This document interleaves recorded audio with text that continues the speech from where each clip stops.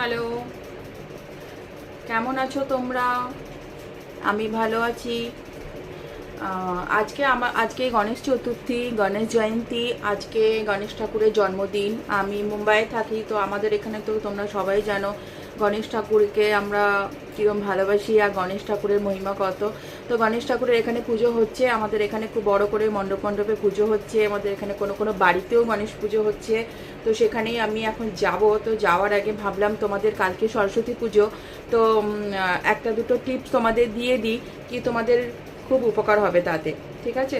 আর please, এটা আমাদের channel, এটা আমাদের পরিবার, তোমার আমার, আমাদের মাতারানী, মা বগলামুখী, মা ত্রিপুরা সুন্দরী, গণপতি বাপ্পা, প্রত্যেকের সবার ফ্যামিলি এটা।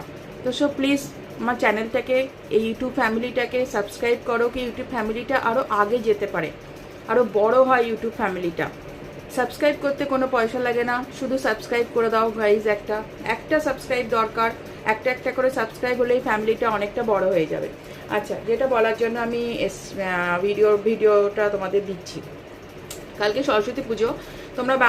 আমরা বাঙালিরা সবাই জানি কি সরস্বতী পুজোতে হলুদ শাড়ি পরতে হয়, হলুদ জামা কাপড় পরতে হয়, আমরা সবাই পরিও ছোটোবেলা থেকে। তো সকালে তো তোমরা যেমন মা দিদারা যেরকম আমাদের ছোটোবেলা থেকে কাঁচা হলুদ বেটে চান করতাম, সেটা তো ঠিক আছে, চান করবই।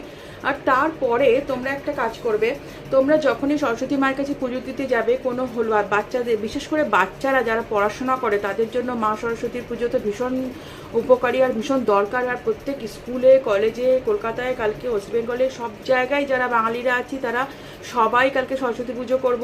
ঠিক আছে? তো সরস্বতী মাকে তোমরা যার ইচ্ছা তাই খাওয়াও, কিন্তু যখন তোমরা নিজেরা বাড়ির বাচ্চাদের হাত দিয়ে, বাড়ির বাচ্চাদের যাতে পড়াশোনায় ভালো হয়, পড়াশোনায় মন থাকে, মনের শুধু সরস্বতী মা পড়াশোনার ভালোর জন্য না, সরস্বতী মা মনের একাগ্রতা করার জন্য সরস্বতী মায়ের আশীর্বাদ ভীষণ দরকার।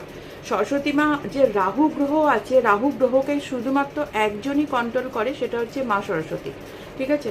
তো সরস্বতী মায়ের কাছে যাওয়ার সময় বাচ্চাদের হাত দিয়ে বেসনের লাড্ডু, বেসনের বরফি, বেসনের কোনো মিষ্টি, ঠিক আছে, হলুদ বেসনের মিষ্টি, সেটা সরস্বতী মায়ের কাছে গিয়ে ভোগ দেবে। বিশেষ করে বেসনের লাড্ডু যদি পাও ভীষণ ভালো, বেসনের লাড্ডু দিয়ে মাকে পুজো দেবে, খুব ভালো এটা।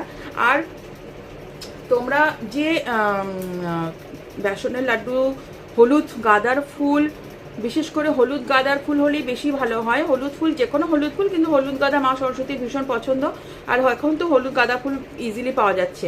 ঠিক আছে? তো মা সরস্বতীর জন্য তোমরা এইটুকু অন্তত করো, আর যাই করো না